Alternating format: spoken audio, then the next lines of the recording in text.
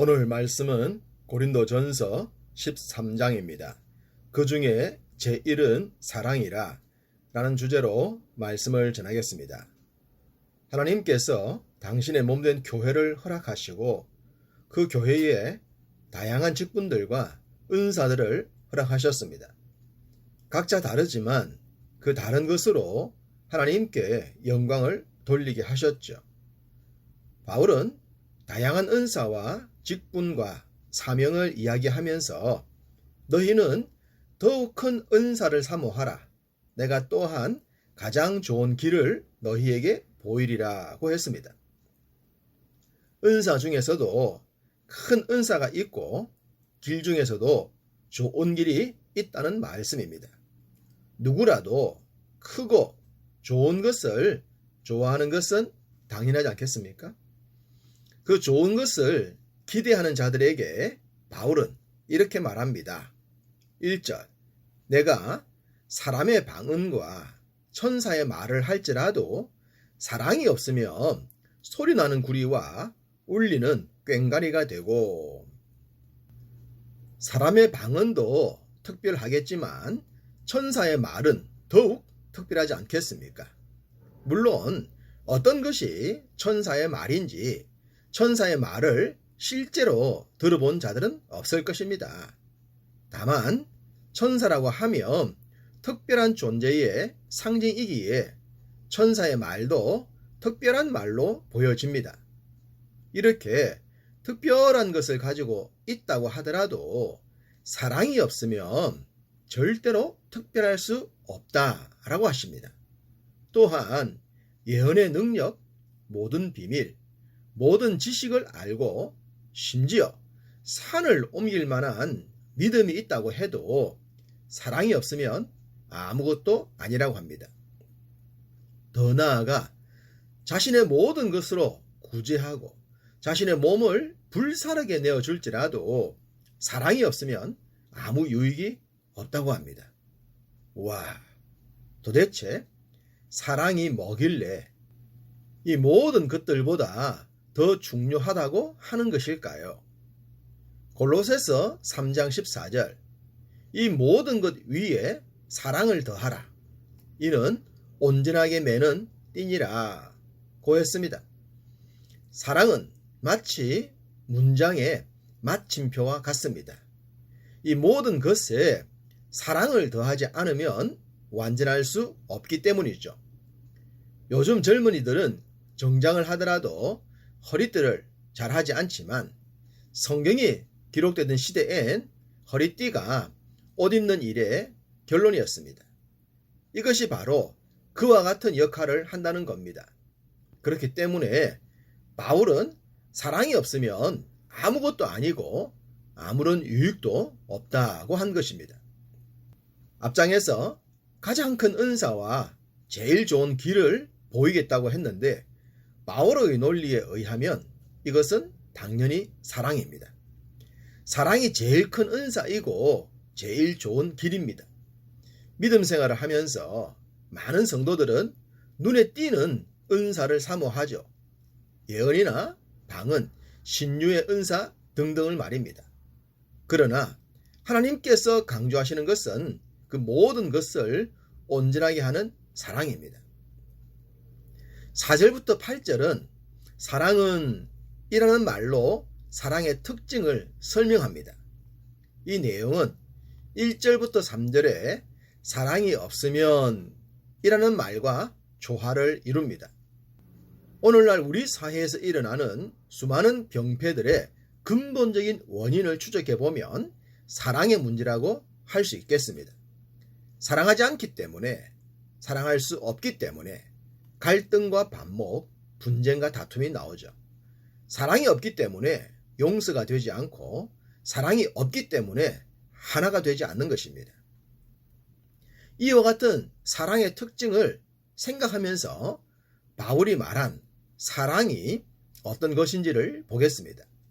먼저 긍정적인 면을 정리해보면 오래 참음, 온유, 진리와 함께 기뻐함, 모든 것을 참음, 모든 것을 믿음, 모든 것을 바람, 모든 것을 견딤, 떨어지지 않음, 시간과 영혼의 개념에서 보시면 됩니다. 어떻습니까? 사랑의 은사만 갖고 있더라도 이 세상을 살아가는데 전혀 부족함이 없지 않겠습니까? 오늘날 많은 사람들이 사람들과의 관계에서 실패합니다. 참지를 못하고 견디지 못하며 바라지를 못합니다. 진리와 함께 기뻐해야 하는데 진리가 아닌 것들로 기뻐합니다. 그러다가 금방 시들고 말죠. 진리가 아닌 것을 붙들었으니 말입니다. 이 모든 것이 사랑의 결핍에서 나타난다고 합니다. 이에 반해 사랑의 부정적인 면을 정리하면 이렇습니다. 시기, 자랑, 교만, 무례함, 자기의 유익, 성냄, 악함, 불의입니다. 인간 사회 집단이 형성된 후 이런 문제들로부터 자유했던 적은 단 한 번도 없었습니다. 모든 사회가 이런 문제를 가지고 있었죠. 성경은 인간 사회 속에서 이런 문제들이 발생하는 것도 근본적으로 사랑의 결핍 때문이라고 합니다. 세계 유수의 나라들 중에서 소위 선진국이라는 나라들이 보여주는 병폐 가운데 하나는 정신적인 질병들입니다. 경제적으로, 환경적으로, 외적으로는 부족함과 이상함이 없어 보입니다. 그런데 내적으로 들어가 보면 수많은 문제들을 안고 있습니다.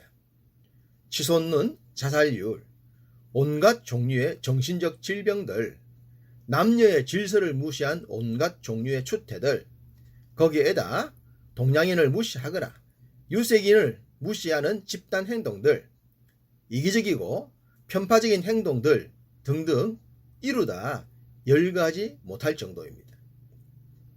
이 모든 현상들의 근본적인 이유가 뭐라는 말입니까? 사랑의 문제입니다. 물론 경제적인 빈국들도 동일한 문제를 안고 있죠. 사랑 없는 독재자들과 정치인들에 의해 많고 많은 약하고 가난한 백성들의 등을 치고 있기 때문입니다. 그러니 똑똑한 정치인을 만들어내기 전에 사랑을 베풀 줄 아는 사람을 만들어야 합니다. 그것이 문제 해결의 핵심입니다. 고린도전서 13장은 사랑장이라는 별명을 가지고 있습니다. 이 사랑장의 결론이 뭡니까? 13절 그런즉 믿음, 소망, 사랑 이 세 가지는 항상 있을 것인데 그 중에 제1은 사랑이라. 더욱 큰 은사는 곧 제1인 사랑입니다. 사랑이 더해질 때에 믿음이 온전해집니다. 우리가 신앙생활 하면서 그리스도의 사랑, 하나님의 사랑을 알 때 비로소 참 믿음의 자리에 들어가지 않습니까? 어떤 역경을 만나더라도 소망이 있으면 견딜 수 있습니다. 아우슈비츠 형무소에서 살아남은 사람들은 한결같이 바라는 소망이 있었습니다. 그 소망을 온전케 하는 것도 바로 사랑입니다. 왜 그럴까요? 그 이유를 본문에서 말씀합니다. 8절 예언도, 방언도, 지식도 패한다고 합니다. 10절은 부분적으로 하던 것, 사람의 모든 행위를 포함해서 이 모든 것도 패한다고 했어요. 11절엔 어린아이와 같은 말과 깨달음과 생각과 지식도 패한다고 합니다. 그렇습니다. 이렇게 세상에 있는 것들은 한계가 있어요. 아우슈비츠에서 견뎌내는 그런 인내도 마찬가지입니다. 그렇지만 패하여지지 않는 것이 있습니다. 8절 서두에 사랑은 언제까지나 떨어지지 아니한다고 했습니다. 원자력 잠수함이 작전을 완수할 때까지 물 밖으로 나오지 않는 것처럼 사랑은 결코 다함이 없는 원자력 에너지와 같습니다. 우리의 믿음 생활과 이 땅의 삶을 살아가는 사람들이 주님의 이 사랑에 붙들린다면 얼마나 좋겠습니까? 인간사가 보여줬던 수많은 피 비린내 나는 슬픈 역사가 사랑의 결핍에서 왔으니 말입니다. 성경은 하나님은 사랑이시라고 합니다. 그 사랑이 그리스도를 통해 이 세상을 지금도 품고 있습니다. 그러므로 믿는 우리들이 하나님의 사랑을 사람들과의 관계에서 나타내야 할 줄 믿습니다. 매일의 삶에 하나님의 사랑 실천이 가득 하시는 여러분 되시기를 주님의 이름으로 축복합니다.